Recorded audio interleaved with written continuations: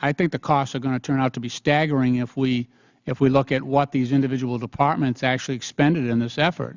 And I'm just trying to look. I'm trying to balance out what we might get between what we cost.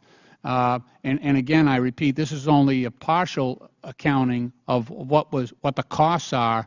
There's also the opportunity costs of us grappling with some other issues that are desperately needed to be addressed in this country, and we are focusing an overwhelming amount of our time on this one issue. And I would just like to try to have a balancing out of our expenditures versus the benefits that might be accrued as a result of this investigation.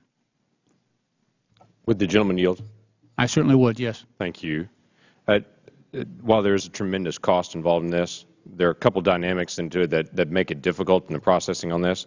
One is we have a border agent that was murdered in this process, and it is difficult to wrap around and to say, gosh, we spent an awful lot of money just investigating one murder and going through that process. So that is difficult to wrap around. The second thing is, obviously, the cost dramatically increases as we have back and forth with the administration as they drag their feet to produce documents. That increases our cost. That increases their cost. So that's difficult to evaluate, I would say. And the final thing is, in all of these, I would be interested to know, quite frankly, how much the Department of Justice spent on multiple evaluations of Roger Clemens in that hearing. Because we have all kinds of things that we look at and go, okay, that Roger Clemens hearing, we probably spend way too much money on evaluating. Right. And I agree. We should know that number, and we have it. We have it. We know what the Justice Department spent on that matter. And I'm looking for the same treatment of this case that we look at, what has happened here. This has gone far beyond the investigation of Agent Terry's murder. Right now, we're trying to crack open the thought processes of individuals in the Justice Department and their internal deliberations. So this is far beyond the investigation of that terrible tragedy. That's the point of my inquiry here in trying to get an assessment of what these costs are. Thank you. I yield back. Thank you. I recognize myself in opposition. Our committee's records are public and available. The other agencies certainly probably will and are certainly welcome to make known their lawyering up, their obstruction, their slow rolling, their not providing what it cost. I would say, however, that the production of documents to us, if they simply gave us carbon copies of most of what they gave, and I'm showing my age with carbon copies, but if they gave us photocopies of the documents they gave to the Inspector General, their cost would be de minimis, basically 80,000 times less than a penny. So I think when you obstruct, it cost. When you cover up, it cost. Since it was noted by Ms. Spear earlier, when she talked about a 20-minute gap in tapes. Watergate cost a lot of money, but it cost a lot of money because we went to the Supreme Court. We went through a process of a president and an administration that were covering up their actions and covering up basically their involvement, and it rose and it rose and it rose.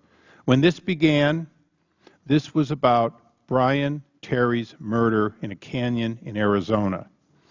A simple answer of yes, we let guns walk on February 4th. Yes, it was a mistake. Perhaps, yes, similar things went on during the Bush administration, and it needs to stop, and we're going to take measures, would have been much more like the Secret Service's response, or even GSA's response after the Las Vegas item became public.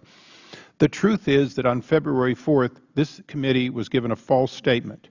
Later, testimony was given that asserted that was true. As the months went on, there were discussions that went on behind closed doors about how they would or wouldn't tell us that they had given us false statements. Now, I've used the term on occasions lie. I'm not a lawyer. So the difference between giving us false statements and then not retracting them once they knew they were false and lying, or giving something which is false and the truth evolves rather than calling it a lie, is probably technically above my pay grade. But I will tell you, Brian Terry's family deserves every penny we have spent. And if agencies have spent extra money trying to block us, it's caused us to spend more, so be it. In this Congress and the next Congress, with this President, and if there's a next President on my watch, we will get to the bottom of dangerous weapons being allowed to go in violation of existing laws into the hands of the kinds of people that killed Brian Terry. Well, gentlemen, you? I certainly will in just a moment.